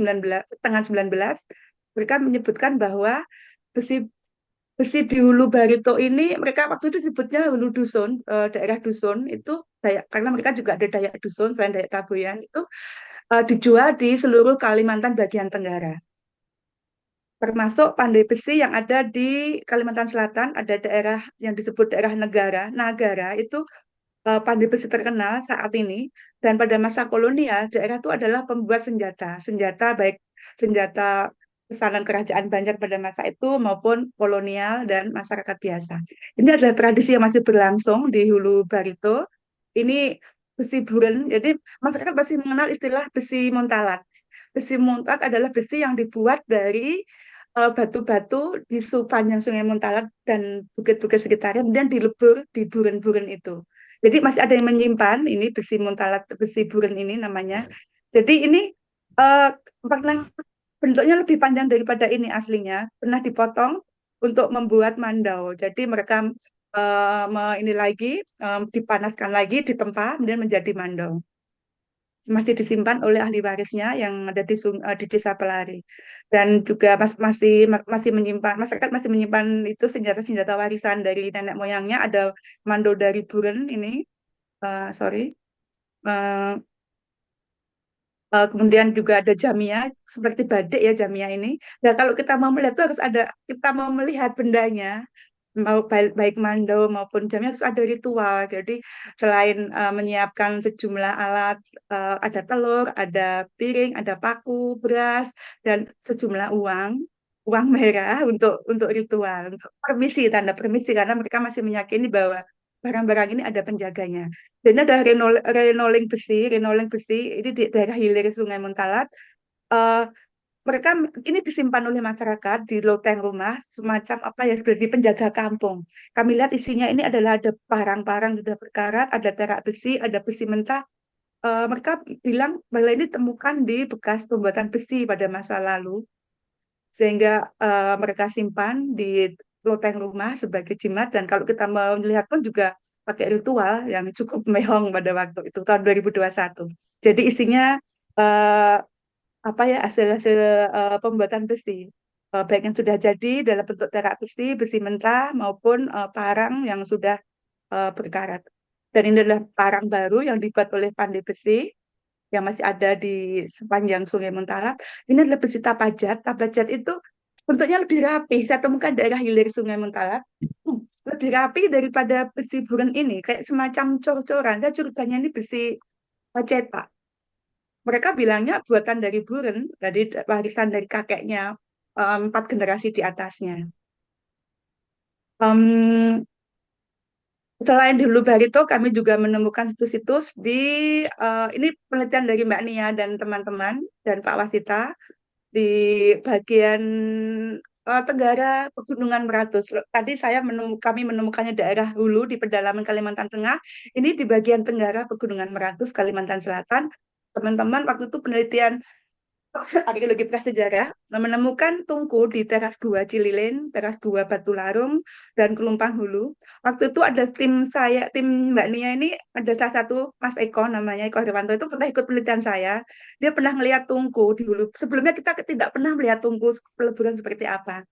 Begitu, terus setahun kemudian dia ikut penelitian di Kota Baru, di Pegunungan Meratus ini. Begitu Mas Teko melihat tungku yang tinggi ini, dia excited banget langsung dipeluknya tungku. Jadi karena memang selama kami di Balai Arkeologi belum pernah melihat tungku peleburan dari baru tahun 2017 itu kita menemukan, dan begitu ternyata ada di tempat lain, ya teman-teman sangat excited. Dan ternyata tidak hanya di Hulu Barito, ternyata juga ada di Pegunungan Meratus di sisi Tenggara yang jauh dari sekarang agak jauh dari sungai. Tidak tahu, mungkin ratusan ribuan tahun lalu mungkin di bawah gua itu ada sungai, bisa jadi. Jadi ini tungku-tungku yang ditemukan di situ di Pegunungan Meratus sisi Tenggara. Kemudian dilakukan ekskavasi tahun 2019 dan tahun 2021 oleh Mbak Nia dan Mbak Wasita. Tungku di Kota Baru ini bagian bawahnya itu masih kelihatan ada apa kayak dicetak ini yang di B ini. Jadi kayak ada rotan untuk mungkin dipakai waktu membuat tungku, awal membuat tungku. Ini tidak kita temukan di Hulu Barito cetakan. Kita menggali sampai di bawah tungku, tidak menemukan bekas cetakan ini. Eh, bekas ini diduga rotan ya, bekas apa rotan untuk mencetak tungku, kerangka membuat tungku, bagian dasar tungkunya. Ini berada di atas layar Neolitik. Jadi yang seperti yang D ini sangat apa ya, fragile, sangat ini runtuh, cepat runtuh karena ini fitur tungku, bawahnya ini temuan-temuan Neolitik. Jadi maksud dengan teorinya bahwa kita mengenal logam setelah Neolitik. Jadi dari sampel arang yang ditemukan di dalam tungku peleburan dari ekskavasi ini, kemudian kita kirim ke lab. Jadi untuk di Kota Baru ini yang paling lebih tua daripada yang dulu Barito, dengan pertanggalannya 1900 sampai 1700 BP ya. Kalau dikalibrasi ke Masehi, awal Masehi 2 BP sampai 90 Masehi. Selain di Montalat dan sisi timur Meratus, Kasel, di Kalimantan Tengah bagian selatan, di Lamando, ini dekat Sungai Lamando, daerah eh, Das juga, daerah aliran Sungai Lamando. Ini penelitian Mas Bagus dan Bu Asih menemukan toponimi, masyarakat menyebutnya desa Karangbosi atau Karangbesi. Terus ada yang masih menyimpan ini kita kemudian kita didokumentasi dengan teman bahwa ini adalah Tuyer, bagian dari eh, tungku peleburan besi. Ada daerah namanya Lamankoba. Teman-teman sempat ada ekskavasi di sini, tes pit waktu itu memang menemukan ada fragmen tuyer, kemudian biji besi dan besi mentah dan perak besi. Tapi tidak melakukan pertanggalan, tapi berdasarkan temuan keramik yang tidak jauh dari situ dan data etnografi, temuan paling tua di sini sekitar 500 tahun yang lalu atau 1500 Masehi. Jadi mungkin tidak jauh dari yang di Hulu Barito. Ini masyarakat Dayak Tomun, jadi masih mengenal istilah Maurau. Maurau itu artinya melebur biji besi. Jadi mungkin masih ada apa keberlanjutan meskipun hanya dalam memori kolektif masyarakatnya. Seperti dulu Barito. Ini yang di Kalimantan Timur, jadi geser ke arah Kaltim, jadi sebelah utaranya Pegunungan Meratus di daerah IKN ini, Penajam Pasir Utara di Kecamatan Cepaku. Ring 1 per ring 2 ya, ini penelitian Mas Hari ini yang mengekskavasi ini. Saya ikut anggota tim tapi tidak ekskavasikan ke situs lain. Yang menggali ini adalah Mas Hari Octavianus di Desa Maridan. Ini juga ada bekas-bekas pembuatan besi. Jadi temuannya banyak tanah liat terbakar. Mungkin ini bekas tungku ya, tungku yang sudah hancur. Kemudian ada terak besi, ada tuyer, ada besi besi mentah atau ingotnya. Dari pertanggalan radiokarbonnya sekitar 393 sampai 350 tahun atau di pertanggalan dikalibrasi abad 16-an. Masyarakat Cepaku, saya wawancara dengan masyarakat Dayak. Mereka pasir ya, masyarakat orang pasir, eh, pasir itu mereka tidak boleh disebut Dayak karena sudah Muslim, jadi orang pasir. Mereka mengatakan bahwa yang membuat besi itu dulu orang pasir leburan. Mungkin mirip-mirip dengan yang di Hulu Barito tadi. Jadi ada istilah buren, jadi peleburan. Jadi kemudian di Kaltim ini orang menyebut orang pasir leburan, orang yang membuat besi pada masa itu tinggalnya di hutan-hutan. Di sepanjang sungai itu, Bu, di hutan itu masih banyak tahi besi. Memang menyebut tahi besi bekas orang dulu membuat besi. Karena masnya juga ini kalau kita lakukan pertanggalan memang masnya tidak terlalu jauh dengan yang di Barito Utara maupun yang di Lamandau abad 16 sampai 19 begitu. Yang paling tua ada yang di Cililin, Gua Cililin yang di Kota Baru yang di Pegunungan Meratu sisi tenggara itu yang awal Masehi. Itu tidak ada pendukung budaya yang masyarakat itu sudah tidak mengenal lagi. Mereka tidak punya cerita tentang pembuatan besi. Karena mungkin rentang waktu sudah terlalu jauh, sudah terlalu ribuan tahun ditinggalkan. Jadi yang paling tua awal Masehi 2 BC sampai 70 Masehi yang di Meratus sisi tenggara.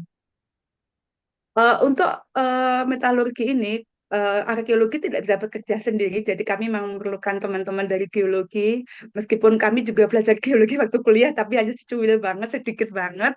Kemudian juga kawan-kawan dari geografi, kemudian arkeometalurgi seperti Mas Hari dan kawan-kawan arkeometri untuk menganalisis mineralnya.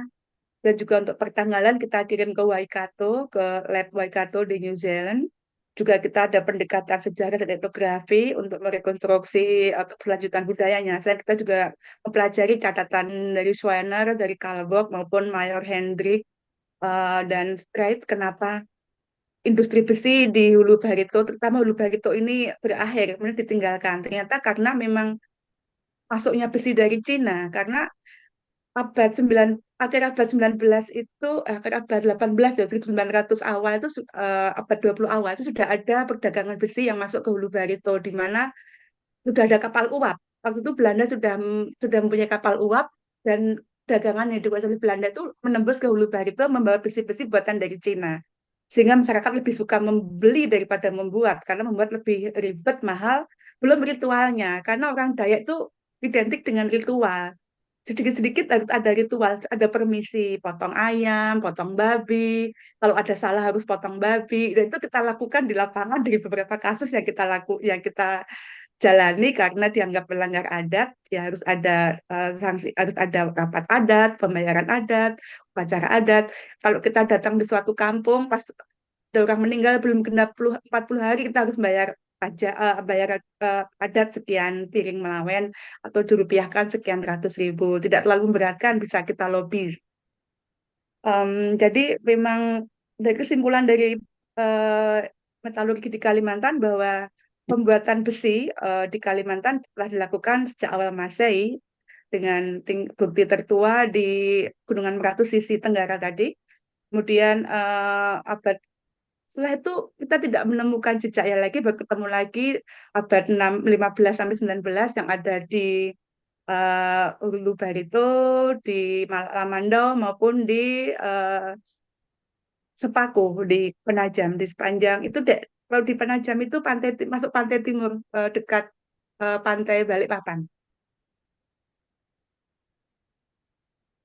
Saat ini yang tersisa adalah selain apa ya, selain situs-situs tersebut juga masyarakat tadi saya sampaikan masih mengenal istilah buren tadi yang saya pikir itu yang kemudian kita abadikan dalam bentuk diseminasi. eh, Kita juga melakukan sosialisasi ke sekolah-sekolah meskipun belum ada listrik, jadi kita menggunakan laptop yang kita gotong-gotong gitu. Kemudian masyarakat, anak-anak sekolah juga antusias untuk melihat situs kita di Buren Jaga yang kebetulan tidak jauh dari sekolah, termasuk yang dekat hanya 300 meter. Karena biasanya situ kita tuh jauh dari kampung, dari harus naik gunung 3 gunung. Jadi ini yang paling dekat di Buren Jaga sehingga bisa dikunjungi anak sekolah dan kita juga sosialisasi ke masyarakat karena penelitian kami ini sangat berisiko tinggi karena kita tuh pertama masuk ke tanah adat, tanah masyarakat yang banyak harus ada permisi-permisi dengan ritual. Kedua, kira ini survei tambang. Jadi apalagi kita ada yang bawa teodolit gitu ya. Jadi mereka mengira kita survei tambang banyak uang gitu. Kadang-kadang kita permisi aja harus, oh ini Bu harus pacar ada dulu, harus potong babi sekian puluh juta. Waduh, jadi akhirnya kita harus curhat lagi ke selain ada adat juga, selain ada demang adat juga ada dewan adat. Dewan adat itu di bawah biasanya mereka CSR. Kita harus lobby juga untuk menawar upacara adat, jangan babi dong, uang kita nggak sebanyak itu. Jadi akhirnya bisa dengan ayam atau hanya dengan tabur beras kuning, dengan telur dan sedikit uang, tidak sebanyak yang mereka minta. Kita juga membuat replika pembuatan tungku peleburan, kemudian kita serahkan ke Dinas Barito Utara. Mereka mau membuat museum, jadi bisa untuk mengisi salah satu display museum daerah. Selain itu juga terbitan kami dalam bentuk laporan maupun yang sudah kita bukukan dalam versi warna color ya kita serahkan ke sekolah-sekolah SMP SMA yang ada di Gunung Timang dan Barito Utara dan juga kita seminarkan di SPAVA waktu itu dan juga di seminar yang Baristan kita terbit di IOP, kemudian juga di La Antropologi di Prancis 2023 kemarin dan di jurnal lokal di Berkala Arkeologi Yogyakarta dan Purbawidya Bandung. Terima kasih. Ini bukan penelitian saya sendiri, tapi adalah kerja tim dari Barito Utara 2011 sampai 2022. Kemudian juga masyarakat dari Gunung Timang yang sudah koordinatif, meskipun awalnya kami agak trauma, karena juga mengalami teror juga. Kemudian juga teman-teman dari tim Kota Baru, tim Lamandau. Terima kasih atas dedikasi teman-teman semua, loyalitas dan kerjasamanya, sehingga penelitian ini bisa mencapai hasil yang kita harapkan meskipun mungkin belum sempurna karena untuk tahap pemanfaatan dan konservasinya kita ada kendala untuk situs. Memang tahun 2022 kita penelitian untuk kajian nilai penting situs bagi masyarakat. Masyarakatnya antusias tapi Pemda tidak bisa menyambut secepat itu. Jadi memang perlu waktu untuk registrasi dan kemudian penetapan sebagai cagar budaya. Masyarakat sangat antusias untuk mengembangkan sebagai objek wisata, tapi sifatnya situs ini kan sangat riskan ya, sehingga perlu banyak langkah untuk konservasinya. Terima kasih, Mbak Ani. Saya kembalikan waktunya. Oke, terima kasih Bu Hartati. Baik, paparan yang sangat menarik untuk Bapak Ibu peserta juga ada mahasiswa tadi ya. Jika ada pertanyaan boleh dituliskan dulu di kolom chat, nanti kita bahas setelah sesi penanggap. Nah, untuk penanggap kita kali ini yaitu Bapak Hari Oktavianus Sofyan. Beliau merupakan peneliti arkeologi di Badan Riset dan Inovasi Nasional atau BRIN di bidang logam kuno. Beliau juga anggota Yayasan Center of Prehistory and Austronesian Studies, juga anggota Sigerda Indonesia dan Komunitas Orang Kuno Numismatik Indonesia. Sangat menarik sekali CV singkat beliau. Untuk itu silakan Bapak Hari Sofyan sekitar 10 menit nggih Pak untuk memberikan tanggapan. Kurang lebih 10 menit. Monggo Pak, silakan. Baik, terima kasih banyak Mbak Ani yang sudah sebagai moderator. Sangat menarik sekali ya tentang arkeometalurgi di Nusantara, paparan dari Pak Budi Santoso, Pak Sukmandaru, Prof. Timbul Haryono, dan Mbak Tati itu yang memberikan banyak sekali informasi-informasi baru tentang arkeometalurgi. Karena memang arkeometalurgi ini sangat jarang, seperti kata Prof. Timbul tadi, hampir 40 tahun tapi derap langkahnya sangat lemah gitu. Seperti hampir 40 tahun yang lalu diperkenalkan tapi sampai sekarang kita masih belum mengerti tentang arkeometalurgi. Tadi sudah dipaparkan oleh Pak Budi Santoso bahwa Indonesia itu memiliki banyak sekali sumber bahan logam. Karena memang Indonesia sendiri itu terdapat banyak gunung api ya. Di wilayah banyak gunung api sehingga memang sumber-sumber bahan logam di Indonesia itu banyak. Nah, tapi yang menjadi menarik itu sendiri, apakah bahan-bahan logam sendiri itu sudah dilakukan atau dieksploitasi atau dilakukan oleh manusia sejak masa lalu. Nah, ini yang menarik sebenarnya bagi kita gitu. Apakah dulu nenek moyang kita itu melakukannya dengan impor ataukah produk lokal dengan knowledge lokal gitu seperti itu. Nah, ini yang masih jadi pertanyaan buat kita untuk kita eksplorasi terus. Bagaimana sebenarnya sejarah masa lalu logam kuno di Indonesia. Nah, Pak Sukmandaru sendiri banyak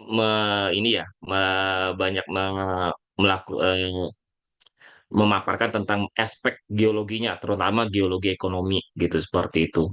Nah, geologi ekonomi sendiri pun kalau di masyarakat lokal kita itu sepertinya tidak masuk ke namanya industri ya. Jadi kalau masyarakat lokal, kalau misalnya ada sumber bahan sedikit pun tetap dieksploitasi gitu.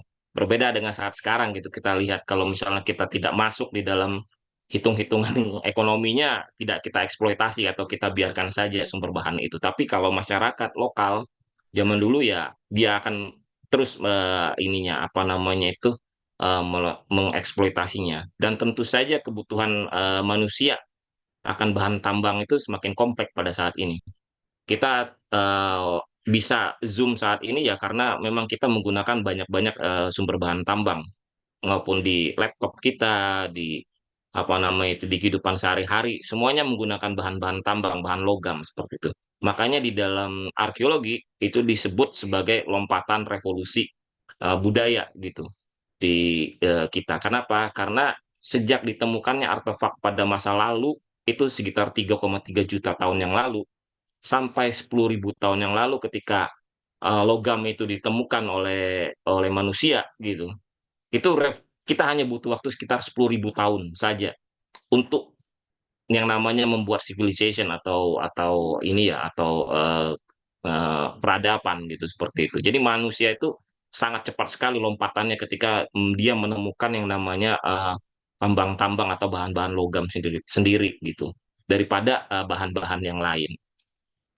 Saya masuk ke ini ya ke Prof. Timbul Haryono tentang arkeometalurgi. Prof. Timbul adalah guru saya gitu. Ketika saya S1, beliaulah yang mengajarkan atau memperkenalkan tentang arkeometalurgi gitu.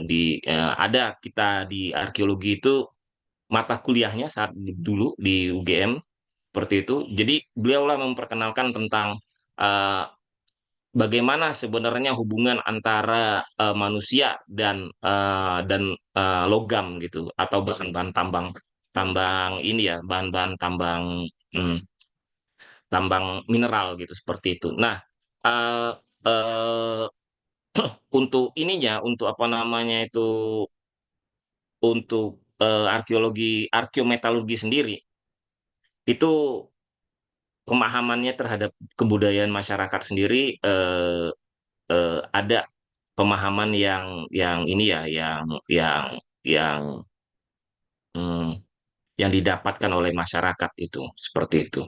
Jadi ada difusi budaya sebenarnya di dalam, ketika masyarakat tuh melihat logam atau menemukan logam seperti Mbak Tati tadi bilang bahwa mereka harus melakukan ritual ataupun segala macam. Jadi ada pemaknaan sebenarnya terhadap eh, sumber-sumber bahan logam ataupun penggunaan bahan-bahan logam itu sendiri seperti itu. eh yang menarik sebenarnya saya lanjut lagi ke Mbak Tati ya tentang besi di Kalimantan gitu seperti itu. Sebenarnya sangat menarik karena memang sejak tahun 2000-an penelitian tentang kebudayaan besi ini ada dimulai dari proyeknya OXIS itu, eh, oleh David Bulbeck gitu seperti itu, bagaimana dia mencoba sebenarnya melakukan ini ya apa namanya itu, pendalaman terhadap kebudayaan-kebudayaan di Sulawesi. Seperti kita lihat bahwa Sulawesi itu sebenarnya Sulawesi ya gitu kan, besi ya. Seperti itu. Jadi ada pemaknaan bahasa bahwa itu pulau-pulau besi sebenarnya di sana. Jadi ketika OXIS diluncurkan gitu, kita akan lebih memahami sebenarnya bahwa sebenarnya ada hubungan tadi oleh Pak Budi Santoso atau Pak Sukmandaru bilang bahwa ada hubungan sebenarnya antara Sulawesi dengan Jawa dengan yang namanya ini ya, kerajaan kerajaan Majapahit dan kerajaan Luwu. Jadi mereka sebenarnya nggak perang gitu sebenarnya. Mereka melakukan aliansi gitu. Aliansi sebenarnya aliansi ekonomi perdagangan. Sehingga tidak ada sebenarnya ekspansi dari Majapahit ke Luwu gitu sebenarnya. Kenapa? Karena mereka saling membutuhkan. Ya itu tadi sumber daya besi tadi. Luwu membutuhkan untuk mengekspor gitu kan. Majapahit membutuhkannya karena membutuhkan barangnya seperti itu. Jadi mereka membuat sebuah aliansi. Itu sangat menarik sebenarnya bagi kita di masa lalu. Bagaimana sebenarnya aliansi untuk kebutuhan akan logam itu ada gitu. Nah, di masyarakat di Kalimantan pun ada yang namanya sumber besi laterit ya, tidak hanya di Kalimantan sebenarnya, ada juga di Sumatera. Kandungan besi laterit di Sumatera dan Kalimantan itu sangat-sangat besar gitu seperti itu. Nah, ini yang bisa mungkin akan menjadi potensi ekonomi gitu sebenarnya. Geologi ekonomi sendiri bagi kita gitu ke depannya. Bagaimana sebenarnya besi laterit ini bisa dimanfaatkan oleh sumber dayanya oleh Indonesia sendiri. Kalau nggak salah saya pernah dengar itu teman-teman tuh bikin smelter ya, smelter untuk laterit gitu di Krakatau gitu, Krakatau Steel, tapi nggak tahu jalan atau tidak. Nah, yang menarik sendiri adalah ketika penelitian Batati itu menemukan sebenarnya tungku lebur. Itu tungku lebur pertama yang kita temukan gitu. Jadi masyarakat sendiri itu masih agak bingung tentang proses smelting dengan smithing gitu, proses peleburan dengan proses penempaan ketika itu barang itu sudah dari barang setengah jadi bahan jadi gitu. Jadi ketika di sini bahwa kita bisa melihat bahwa masyarakat Dayak itu sebenarnya sudah pintar gitu. Mereka sudah pintar cara mengolah besi bagaimana, cara mencari bahan besi bagaimana. Mereka adalah geolog-geolog amatir sebenarnya pada zaman dulu gitu kan. Mereka sudah bisa membedakan gitu kan. Sudah bisa mengolah karena mengolah besi sendiri pun cukup sulit, rumit gitu seperti prosesnya. Makanya di dalam tungku lebur sederhana tadi, belum Purnas tadi, itu ada dua sebenarnya tungkunya. Jadi ada tungku pertama dan tungku kedua. Jadi selalu ada dua seperti itu. Kenapa? Karena itu pemurniannya itu masih tidak terlalu murni ya pada awalnya gitu. Jadi mereka memerlukan proses pemurnian yang kedua gitu untuk memurnikan logamnya. Jadi memang sangat menarik bagi saya untuk bagaimana sebenarnya mengetahui proses kebudayaan pada masa lalu. Bahwa masyarakat Dayak itu yang dengan namanya Mandau sebagai senjata itu sudah tidak serta-merta sebenarnya masyarakat Dayak itu membuat mandau dengan ciri khas yang sangat baik, dengan sangat bagus gitu seperti itu. karena mereka sudah memiliki sebenarnya pengetahuan-pengetahuan tentang pengolahan logam atau pengolahan besi sendiri gitu. Nah, yang lanjut lagi adalah bagaimana sebenarnya sumber bahan besi ini juga berpengaruh pada saat misalnya tadi yang dibilang oleh Mbak Tati adalah perang Banjar tadi, gitu seperti itu. Bagaimana sebenarnya